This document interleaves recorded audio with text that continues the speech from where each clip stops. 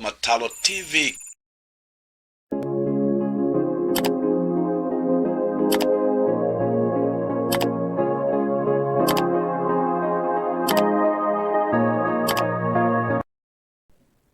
Basi wapenzi watazamaji wa Matalo TV popote ambapo mlipo, jameni hamjambo. Mara tena tumerejelea katika mitambo upendayo, mitambo ya Matalo TV, mahali ambapo unafundishwa vizuri pasipo kulipakalo, mahali ambapo unapakuliwa kile ambacho kimeandaliwa kandalika vizuri, na yako ni kuweza tu kushiriki pasipo kubisha hodi na kuendelesha kile ambacho jameni umepakuliwa. Jameni, ni siku njema hii ambayo Mungu ametukilimia, na basi kila mmoja wetu lazima tuitumikishe ile siku kuifanyia faida, ili tusitoke mikono mitupu. Jameni, siku inapotuondoka basi hatuioni tena milele na milele, na basi lazima tulinde kile ambacho tumekilimiwa na Mungu, na ili tukaweza kujifaidi kupitia siku kama ya leo ambayo Bwana ameiandaa. Basi nataka nitoe makaribisho kwa wote ambao ni wapendao Matalo TV, walio wakaribu na mbali. Jameni, mmekaribishwa mitamboni kwa moyo mkujufu, na jameni, mahali hapa tunataka tuwatangazia ya kwamba ninyi ni watu wa heshima, na wote ambao mmeendelea kutufuatilia, jameni, Mungu aendelee kuwabariki, awafanikishe katika shughuli zenu za kila siku. Jameni, wote sasa mnaotufuata katika mitandao ya Facebook, jameni, kwa heshima tu tunaomba mkaweze kuwakaribisha wengi. Waambieni jameni, tuko mitamboni tayari na mambo mazuri yameandaliwa, yale ambayo watatuinua viwango mbalimbali vya kuweza kuelewa jinsi na kutumia vizuri muda wetu na kutumika vile ambavyo yatakikana katika utamaduni. Na basi najua umeendelea kusoma mengi kuhusu utamaduni na pia kuhusu mila na desturi, na basi unaendelea kujifundisha, na najua ya kwamba utakuwa nayo mshauri ambaye ameboreka vizuri katika mambo haya,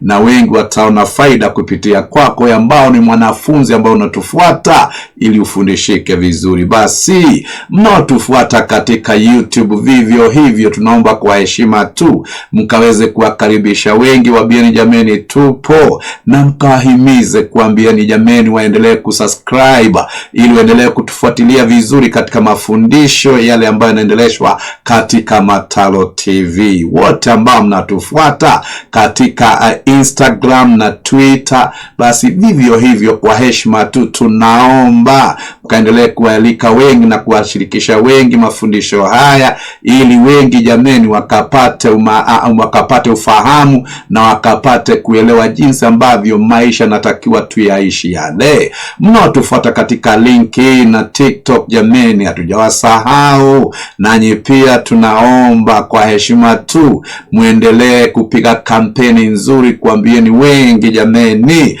kuna mlo ambao umeandaliwa kaandalika vizuri, na ni kwa faida yetu sote ambao tutaendelea kushiriki na kufundishwa katika mitambo ya Matalo TV. Basi pamoja na hayo yote ambayo nimeyasema, jameni, nataka niseme ya kwamba tunaendelesha mafundisho ya mwana wa kiume, na tunaanza kwa kuzitaja zile nguzo 6 ambazo zimemuunda mwanaume. Nazo ndizo zipi? Tunazitaja kwa lugha ya kigeni, kisha baadaye tunazichambua kwa lugha ya taifa. Basi tunasema ya kwanza, a man is a leader. Number 2, a man is a provider. Number 3, a man is a protector. Number 4, he must be hardworking. Number 5, is a counselor.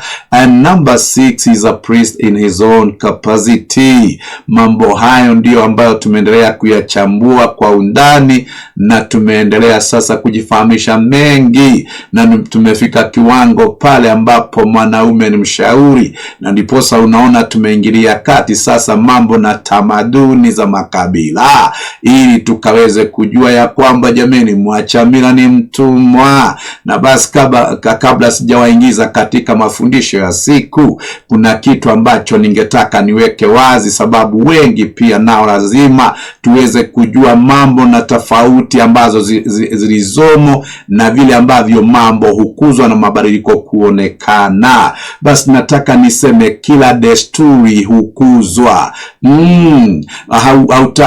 Hatutaki tuseme yale ambayo ilifanyika miaka 200 ambayo iliyopita, basi tamaduni zile zitaweza kufanya kati kama hizi.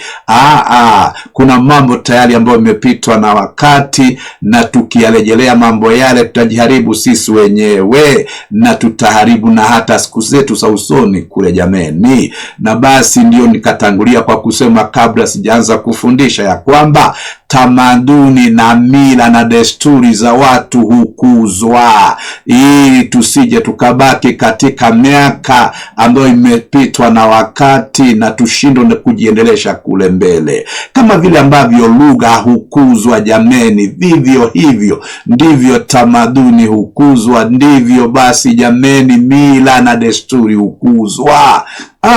Kuna baadhi ya mambo ambayo kama kabila langu la Kikuyu tulikuwa tunashiriki miaka 300 iliyopita, siku ya leo jameni yamepitwa na wakati na hatuwezi kurejelea mambo yale, ila tunaendelea kukuza na kulinda tamaduni, ingawaji tunazikuza upya, tuendelee kushikamana na hali na mambo ya kisasa. Mambo hayo siwahi kuweza kuyasahau, sababu ni mambo ya muhimu. Pia nataka niseme ya kwamba sababu lazima kutakuwepo, tupende tusipende, kutakuwepo na Wakristo na kutakuwepo na wengine ambao watafuata imani za makabila yao. Mambo hayo yote yatakuwepo, na ndio naona katika Matano TV tunaweka mizingi ambayo haiwezi kuingilia kati mambo haya, kuingilia kati makundi haya, na pia tuyaache mengine kule nje. Lazima tuangalie hali na kuendeshana na mambo haya kwa ajili ambayo itaeleweka kwa kila mmoja ambaye ataingilia kati kushiriki mafundisho haya. Basi tunataka tuseme namna gani jameni? Basi kama ni Wakristo jameni, kuna baadhi ya mambo katika tamaduni, pengine kuna yale ambao hawezi kuingilia kati kidani, lakini pia kuna yale ambayo atawapa mwelekeo wa Kristo kulingana na tamaduni na mila za kabila mahali ambapo umetoka. Pia kuna wale ambao jameni wana imani za kikabila na wana imani na miungu ya kikabila jameni. Sasa hawa nao pia tutawaacha pande yao, lakini hatutaingia sana katika mambo yale, lakini hapa tunalete kile ambacho kinaweza kutusaidia wote ambao tutaendelea kufuatilia mafundisho haya. So nikasema hapa nijirudie tena kwa Wakristo, kuna yale ambayo ni ya utamaduni wa kabila lako ambayo hawezi kukuchafua katika imani yako, basi mambo yale yaige. Basi nasema namna gani? Nitupatiane tu mfano kama kwa kabila la Kikuyu. Basi kabila la Kikuyu katika tamaduni zetu sisi tunapasha vijana wetu tohala, si wasichana, vijana tunawapasha tohala. Uwe Mkristo usiwe Mkristo, basi ni desturi ambayo tumeshikilia ama ni mila tumeshikilia na tumeiendelesha katika tamaduni yetu hiyo. Ya pili, basi sisi wa Kikuyu tunajua ya kwamba kulipa mahali ni kitu ambacho kitadumisha heshima na kuondolea vizazi laana ambazo hazina maana. Na basi uwe Mkristo usiwe Mkristo, hapo tunaungana kwa pamoja na tunashikana katika lile jambo, na wote tunalipa mahali ili tujiondolee nuks, tujiondolee na hata laana ambazo hazina maana, mambo kama yale. Basi kuna heshima, kumheshimu baba na mama, na kukaa vizuri katika mambo na familia. Mambo haya yote yamejumuishwa katika tamaduni zetu zile. Na basi kuna mengine pia lazima pia niataje, niseme yule ambaye sasa amepokea imani ya Kikristo, basi hawezi kuelekea miungu ile ambayo wale ambao hawajaamini katika Ukristo wanaelekea. Basi tunaleta tofauti hizi, ila tunaweka mizingi ambayo inaweza kusaidia wote ambao wanafuatilia katika mafundisho yale. Basi hayo yalikuwa ni ya utangulizi tu, sitaki kuingia ndani, nimetoa tu mifano michache, lakini mambo ni mengi sana ambayo yanahusu tamaduni, na tukikaa kuyachambua jameni, muda utatuishia kabla tujasonga hatua moja. Na basi leo hii nataka niendelee kusema, baada ya kuendelesha kuwajulisha mambo na nasaba ama family tree, basi sasa tutaendelea kushuka na kuelewa mengine mapya. Na basi kutoka basi family tree, basi kuna mambo haya ambayo sasa vijana walipoendelea kukuzwa waliendelea kuyajua. Basi vijana walifundishwa mambo na kupashwa tohara. Na jambo hili kwa kila kabila wote ambao wanakubaliana na mambo na kupashwa tohara, basi wanajua kuna mambo ambayo yanahusika mahali pale. Basi si tu kukatwa nyama, ilikuwa na maana ya ndani sana kijana kupashwa tohara. Basi ilikuwa ni wakati wa kuvuka toka kiwango cha utoto na kushirikishwa sasa kiwango kingine cha mtu ambaye amekuzwa na kuanza kufahamu mambo, mtu ambaye anaendelea kukomaa sasa. Na basi kupashwa tohara huku kulikuwa kuna maanisha umetoka katika kikundi fulani na umeingizwa katika kikundi fulani, na pia kulikuwa na ushauri ambao huyu anayepashwa tohara alipewa na wazee, akapewa na wale ambao ni walika iliyo mbele yake, ili asije akajikwana, asije akakaa tu mtu ambaye hajifahamu, hajielewi. Kwa hivyo wazee walichukua muda sana kuandaa vijana wao kuhusu mambo na kupashwa tohara, na wakaambiwa kupashwa tohara jameni, si kukatwa tu nyama ya mwili. Kama ingekuwa ni hivyo jameni, kila mtu angejifanyia ya kwake, lakini wakaambiwa jameni, kupashwa tohara kuna maana ya ndani sana, na pia kuna maana ya kwamba unaandaliwa sasa kuacha utoto na kuanza kujulishwa ama kuletwa katika hali ya kuelewa mambo ya watu waliokomaa. Na basi na hapo sasa kijana akashauriwa na kuambiwa mambo kadha wa kadha ambayo lazima ayafuatilie ili akajulikane ni mtu sasa ambaye anajua natoka wapi na anaelekea wapi. Baadhi ya mambo ambayo vijana walijulishwa ni yapi? Akaambiwa, mwanangu, utakapoona sasa umepashwa tohara, basi nyumba mama utaihama. Akaambiwa, mtoto basi kulala ndani ya nyumba mamako utahama, sababu wewe sasa umevuka mpaka ule na umetoka katika kulala ndani ya, ukipashwa tohara umetoka kulala katika nyumba ya mama, na basi unatengewa sehemu yako, nyumba yako kule nje, ili uanze kuandaliwa vizuri kupambana na maisha ya kule mbele. Jambo la pili akaambiwa, usiwahi kulala na dadako wewe. Sasa sikia, ni haramu mtu ambaye amepashwa tohara kulala na dadake. Basi ile itakuletea laana, itakuletea madhambi, na mambo haya yatakuharibia maisha ya baadaye kule. Akaambiwa pia kucheza na vijana wadogo. Mambo hayo jiondoe nayo, sababu utajirudisha kwenye upumbavu. Wewe sasa ni mtu wa heshima, ni mtu sasa anatakiwa kabiliane na hali na mambo magumu, na aweze kufanya uamuzi ambao utamuelekeza katika njia na mapito ambao ni mazuri. Akaambiwa mambo haya na haya, kuweka heshima hizi, kuchunga mambo haya yasiendelee kuharibika. Na ndiposa nikasema kupashwa tohara ilikuwa ni jambo la muhimu sana kwa kabila hii ama kabila lile, sababu hapo ndio sasa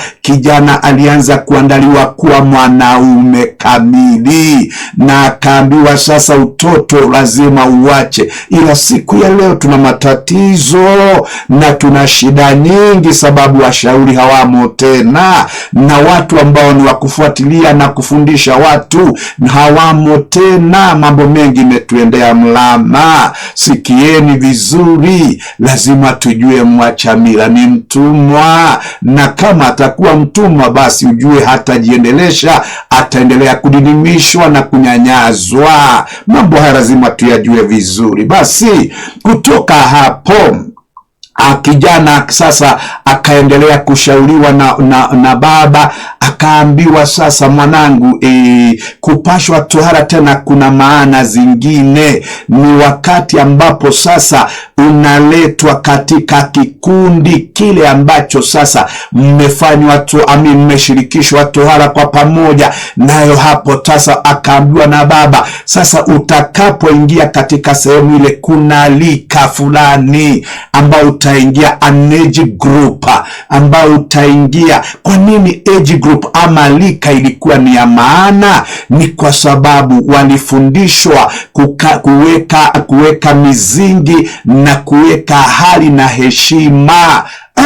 Na ndio sasa unaona kama vijana wamepashwa tohara wakati huu, walikuwa wanapatiwa jina ya lika lile ili wadumishe heshima na wadumishe jameni mambo na tamaduni zao kwa njia ambayo inaeleweka vizuri, na pia waendelee kuheshimu lika walio mbele yao, na waendelee kuwaheshimu na hata wale ambao wamekuwa wazee katika lika ama lika fulani zile. Basi wakafundishwa ili wakaweze kudumisha heshima, sababu kabila lolote ambalo limekosa heshima ni kabila ambalo halina mwelekeo. Basi wakafundishwa jinsi katika lika kuweka heshima na lika wengine ambao wako mbele yao na walio nyuma yao. Wakafundishwa hali na kuweka heshima na kuheshimiana na kuingiliana katika maisha ya kijamii.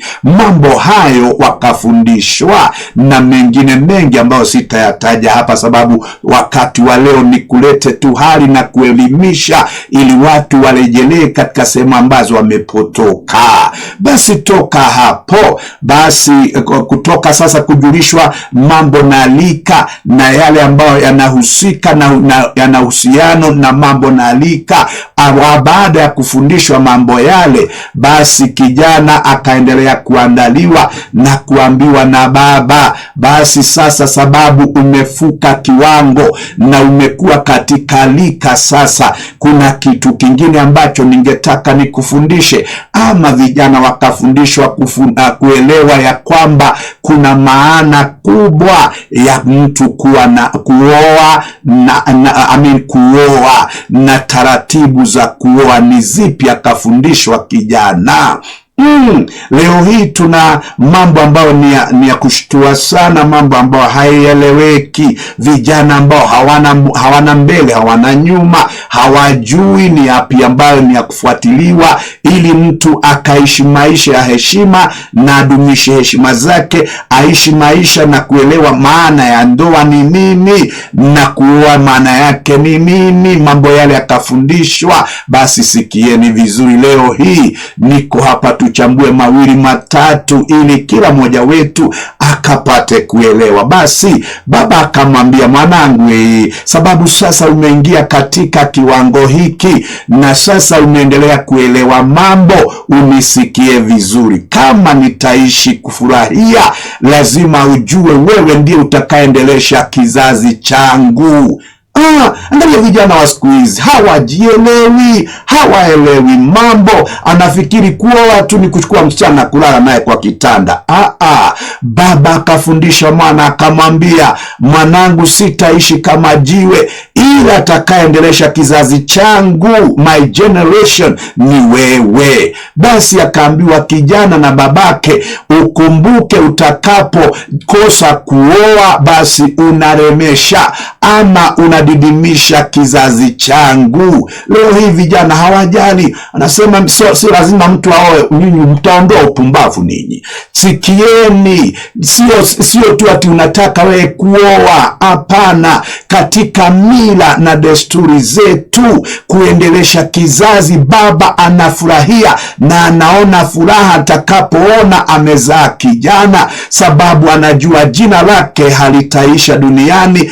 Basi ukoo wake hautaisha duniani, familia yake haitaisha duniani, kizazi chake hakitaisha duniani. Basi alifurahia sana baba kuona amezaa kijana na akawa na matumaini makubwa. Ila siku ya leo vijana wengi wamevunja baba zao moyo sana, sababu hawajielewi na hawaelewi ushauri ni upi wa kufuatia au wa kufuata ili wakaweze kuingia katika taratibu za maisha vizuri. Basi nyinyi vijana ambao mnanifuata mnisikie, basi furaha ya babako ni wakati ambapo amekushauri na kukufundisha, kukuambia we anakutegemea sana uendeleshe kizazi chake. Na kwa hivyo wakati ambapo unakaa kama mtu ambaye hajielewi, unaleta huzuni katika moyo wa babako wewe. Basi sikia vizuri, mambo haya vijana wakashauriwa, wakaambiwa, wanangu, jambo lingine ndilo hili, usioe tu binti sababu umeona sketi. Basi wazee walijua sana mambo mengi, na wazee walikuwa na hekima ya hali ya juu. Akaambiwa, mwanangu, ili kuendelesha kizazi kizuri, ili kuendelesha familia nzuri, lazima uwe mwangalifu sana ni wapi ambapo utaenda kumchimbia ama utaenda kupata mchumba wako. Sababu gani? Kila familia wana historia zao. Basi ukiingia mahali ambapo ni kwa uchawi, ujue uchawi utakufuata. Ukiingia nyumba mahali ambapo kuna wezi, utazaa wezi. Ukiingia mahali kuna watu wapumbavu, utazaa wapumbavu. Akaambiwa na baba, sikia mwanangu, uwe mwangalifu ni wapi ambapo unaingia kumwangalia binti ambayo utachumbia. Basi wazee wakatoa ushauri ule, ila siku hizi vijana hawataka kusikiliza wazee, wanajua zaidi. Akipatana na figure 8, baba mimi kuna mtu anaweza kunikataza ni muoe huyu, pumbavu, utauacha wewe. Nani alikwambia ya kwamba figure 8 ni kuwa na mke? Nani alikwambia sura za uso ni kuwa na mwanamke mzuri? Mwanamke ni tabia, si sura zile za nje wewe. Basi kuna wengine nasema, basi mimi napomwangalia nyuma, jamii napendezwa sana na sehemu zake za nyuma. Wewe upumbavu utauondoa wewe. Basi mzee akaambia kijana wake, usiwahi kuoa sura, oa tabia, sababu mwanamke ni tabia, si sura zile.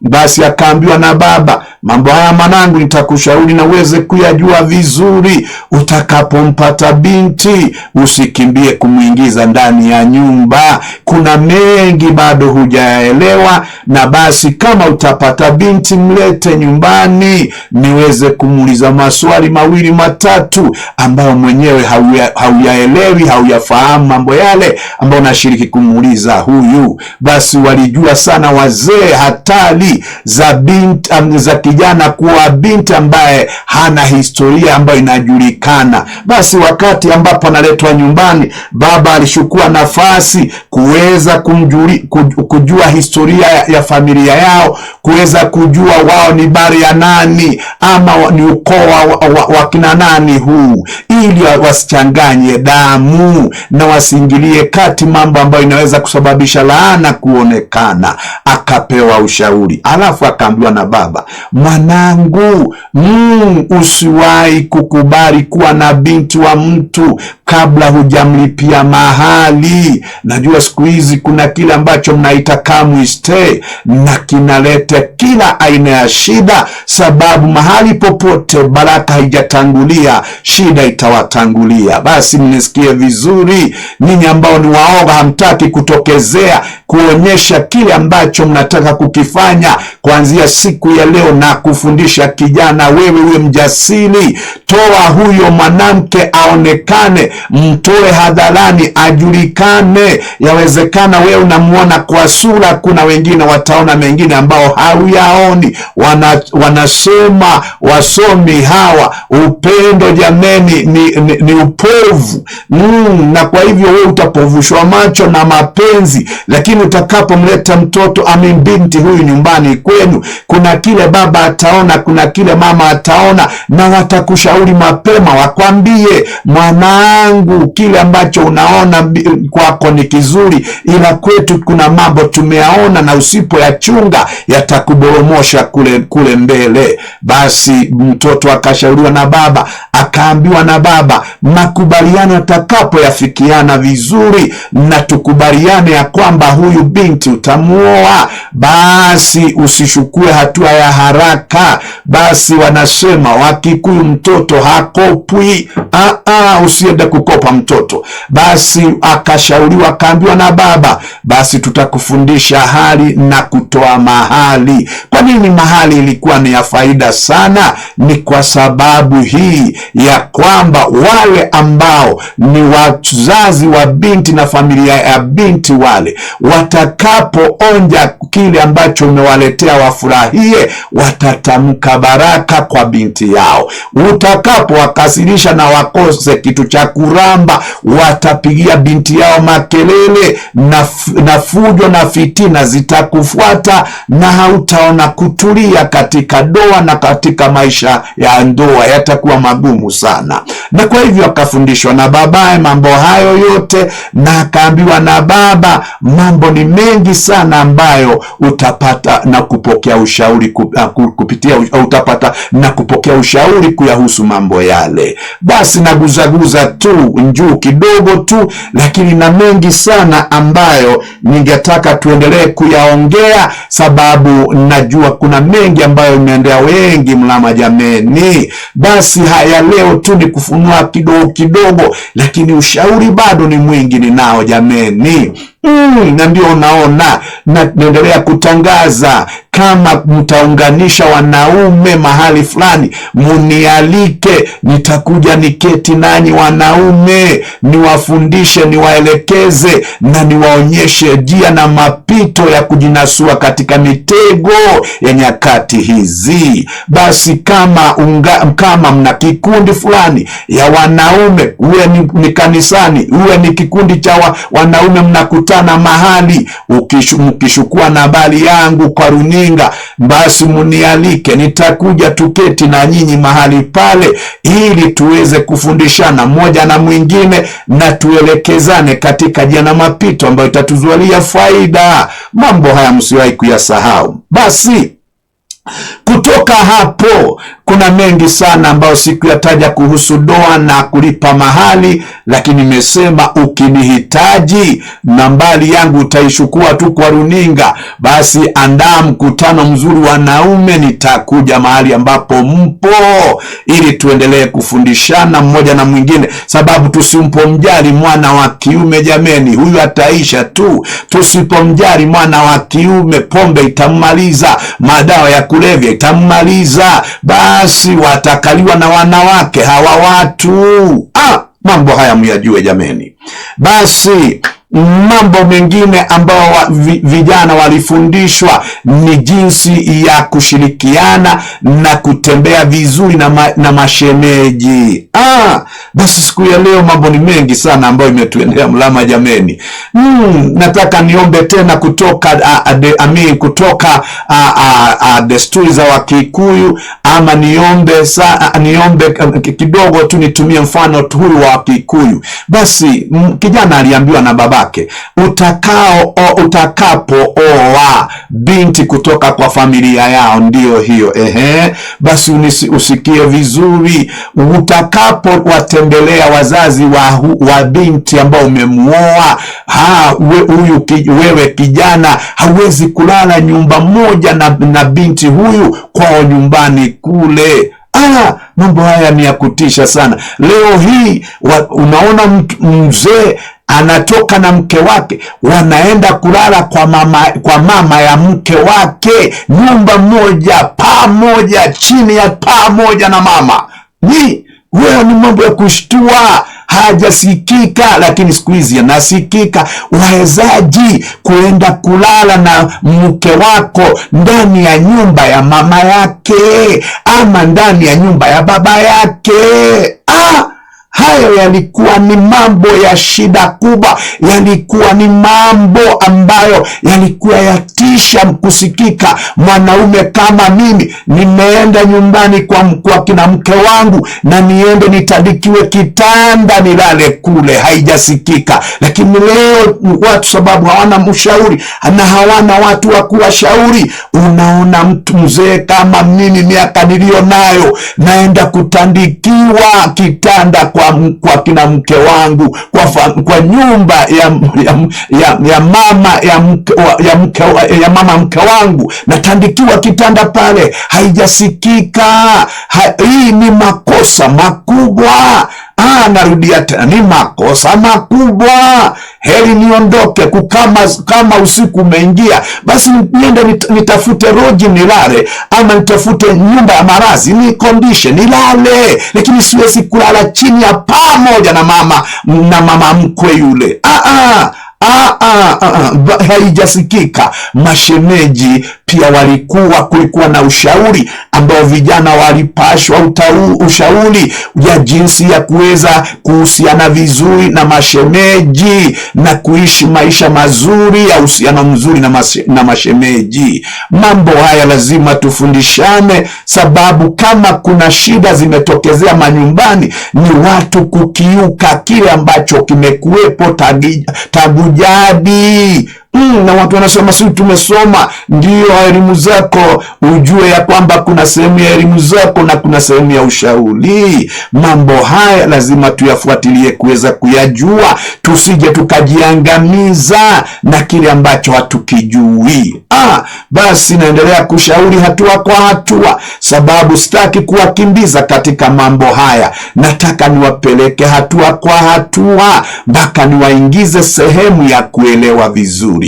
Na basi siku njema ya leo, sitaki utapike na sitaki ushkule ushibe ukose usingizi. Ningetaka uwe na amani na uendelee kuyawaza na kuyazua vizuri mambo haya ambayo nashauri, ili ukapate kurekebisha mahali ambapo umepotoka na uweze kunyosha mahali ambapo kumepinda, ili njia zako zikaendelee kukuletea baraka. Na basi Mungu aweze kuwabariki, neema yake endelee kuwatosha hadi tuonane kipindi kingine. Basi neema ya Mungu iwatoshe.